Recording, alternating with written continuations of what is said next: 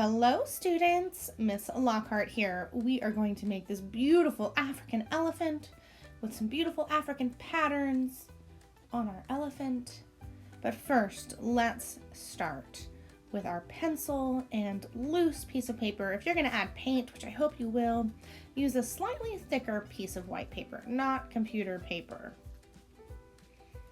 Now, you can fold your paper in half one way. And it doesn't actually matter which way you fold it in half because you're going to fold it the other way in just a moment. But you can follow along with me if that's easier. So I brought the bottom corners to the top corners and I'm meeting those corners, lining them up. And then once they're lined up, I press down the crease. Okay. So I have my paper folded in half. Now I'm going to fold it one more time in quarters, which means there'll be 4 parts on this piece of paper. So I took that and I brought those corners, even though they're doubled up now, so I've got lots of corners to match here. I'm going to meet my corners and then fold it down again on the left. Okay, you can pause the video if you need more time. Once you open up your piece of paper, you should see 4 rectangles or 4 quarters. Okay, those shapes, those rectangles are going to help us draw our elephant. So have your pencil and eraser handy and a black Sharpie or black marker. All right, let's get started. So, starting with our pencil, we're going to make a line, a curved line, starting at the top of the page, but not all the way at the top. And you're going to curve it in the left rectangle. So you curve it all the way around and then it gets straight as it gets down to the left side of the paper. So follow along with me. So curve it and then your line becomes straight as it meets the middle crease. And then bring it down straight some more, but then curve it at the bottom this time. And then touch that middle crease, that fold. When you curve, this will be the trunk of the elephant. When you curve it back up again, go ahead and touch that fold. Now we're going to do the very end of the trunk. So it's just a short little line. And then from that little line, bring a curved line up all the way to about right here, which is not all the way back up to the middle. There's a little bit of space there, see? Now that space is left there for a reason. Now, what we're going to do is we're going to make the elephant's, it's going to be like its jaw or its mouth. So it's a curved line, and that came right from the center of the paper, didn't it? It came right from the center of the paper, and then it met the inside of the trunk line. Great. Don't forget, you can pause the video. Now I'm going to do the ear. Oh wait, this is the back. That's the back line. So that's a nice, easy line. It's sort of horizontal, which means flat left to right. And it does curve just a little bit, doesn't it? So it's the elephant's back.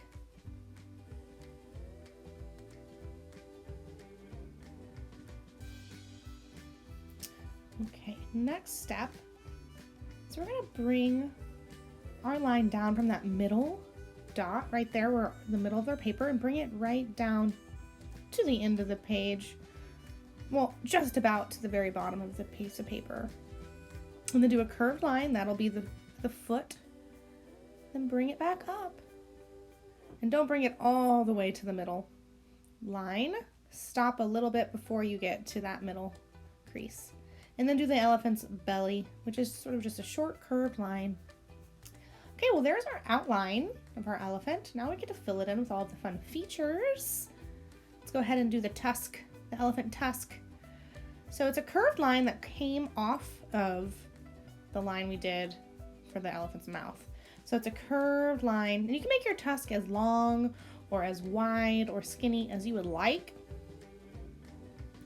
So it's a curved line and then another curve connecting it. So you'll see here. I'm gonna keep working on it. I want my tusk to come to a point. So I'm working on the point, and then I want to bring it back. Okay, so let's see here. I'm gonna do the point. So there are two lines that connect to a point, and then the very back of the tusk right there is a straight line, and then curve to a point, Okay. And you can really do your task however you want, really. Just put it in that place. That's the place you want to put it.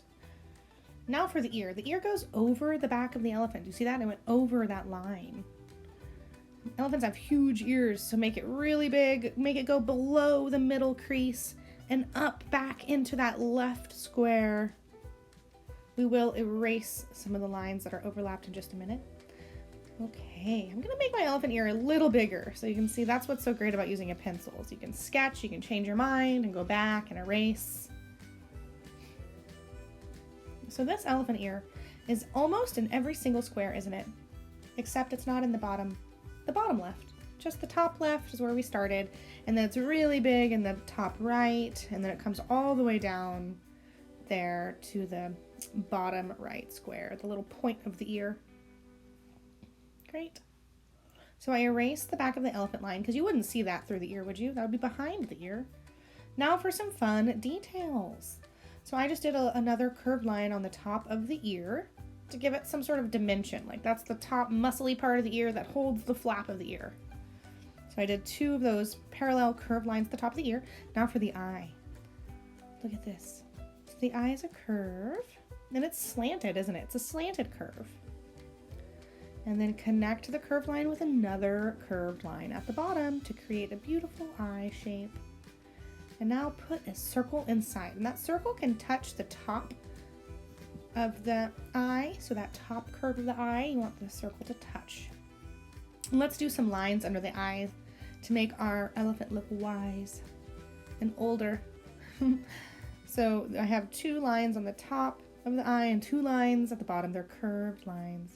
Now let's do some more curved lines and notice what direction these are going in. So the curve is sort of pointed upward. So like the top of the curve is going upward on that nose where I put those curved lines to represent wrinkles. And look at these curves here. Those 3 curves represent the bend or the wrinkles in the elephant's nose or trunk. And now I'm gonna do some spiral lines here for the knee. Spiral line with a few curved lines above it and below it. Okay, well, we are pretty much done with our outline of our elephant. I'm gonna take a look here, make sure there's nothing else I need to add or erase or change.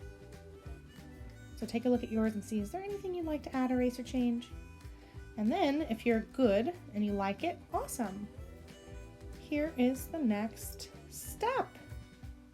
We're going to either use crayons or oil pastels for our beautiful pattern on our elephant. We'll put paint over the pattern that we create. Our pattern is going to be inspired by African patterns, just like the elephant is an African elephant. Before we can use our oil pastels and our crayons, we want to make sure to outline our beautiful elephant with a black Sharpie, if you have one, and if you're allowed to use them at home. If you're not allowed to use, please ask permission. You can also just use a black marker or black crayon. So I've sped it up here just to show you how to outline, and then erase any leftover pencil lines. And you can pause the video and take your time outlining. Okay, well, my favorite part is next. It's making some pattern. We're gonna practice making pattern that is inspired by African patterns. So go ahead and practice some patterns with me in your sketchbook, or use a pencil and you can do it on the back. Just as a quick reminder, patterns are shapes and or lines that repeat. So you can see here I've done straight lines, 2 of them circles, and then repeated, and then I'm gonna do a zigzag line below it. I'm just gonna make some really cool designs here. And I'm gonna do circles. It looks like a sun or 2 suns with the sun rays coming out. You can make up your own pattern design as long as you're inspired by some of these same lines. Like do zigzags, make circles, and just have fun making some pattern. Decide what patterns you like the most and what patterns you feel like using on your elephant. And like I said, they can be different from mine. Just try to use zigzags, circles, triangles, and lines, straight lines that repeat. Kind of like mine here. Here are some triangles. When you looked at the African patterns, you may have noticed all of the beautiful shapes and lines that they used, like the triangles and the zigzag circles. Circles that go around each other are called concentric circles. Circles inside circles are always fun. Cool. Well, once you've done some pattern and you know what pattern you would like to use on your elephant, you may begin with either oil pastels, which is what I'm going to use, or you can use crayons if you don't have oil pastels at home. I'm going to use white, yellow, orange, and some red. I recommend you use those same colors or similar colors. You're definitely going to need to use light colors like white and yellow. And here I'm showing you can use crayons as well. So I pulled out my crayons to show you the difference. Oil pastels are oily, which are really good for putting watercolor on top because they create a resist. So the watercolor does not cover the oil pastel because water and oil don't mix. So it's cool because the oil pastel creates like a wall and it keeps the watercolor from going inside of it and covering it up. So it might be hard to see these lines I'm making because I'm using white. You may do your own kind of pattern with your oil pastels or crayons inspired by the African patterns you practiced a moment ago, or you can look back at the slide and the presentation that shows you all the really fun African pattern ideas. So I've done two kind of semicircles, and now you can really see because I'm using yellow. So these are curved lines that look like kind of half of a circle. I'm going to do the little sun ray lines coming out of the circle. I'm going to do it again over here. So I have my white inner curve, and then I have a yellow, a couple curved lines that repeat. It's going to be really nice because we're going to put gray paint over it. And so when you use light colors like white and yellow, there's a great contrast, which means a difference between the dark gray and the light colors that you use. So high contrast. I'm going to do some more pattern here on the leg. I'm decorating my elephant because our elephants are so wise and majestic and amazing that they deserve beautiful decorations, as if we were painting on our own elephants because we love them so much. Great. So you can see I did some, I'm going to do a little spiral here inside the ear. There's so much space inside that ear. I have to use some of that space for a cool pattern. I'm going to color in my tusk white, just like in real life. They are white. If you color it in all the way white, your gray paint won't come inside that tusk because your white oil pastel or crayon will keep the gray paint from coming inside of it. Doing the inside of the eye white. I'm adding any more details that I would like with the white because that white is actually going to show up the most, which doesn't seem to make sense because right now you can't hardly see it. But imagine gray paint, or your elephant's gray and the white is bright white. So that's why I'm doing so many white lines and shapes because it's really going to stand out. And here I'm going to use my red just to add a few little details. Okay. Some circles. Remember, you can change this pattern to look like a pattern you enjoy, that you like to make. Don't cover the entire elephant with pattern though.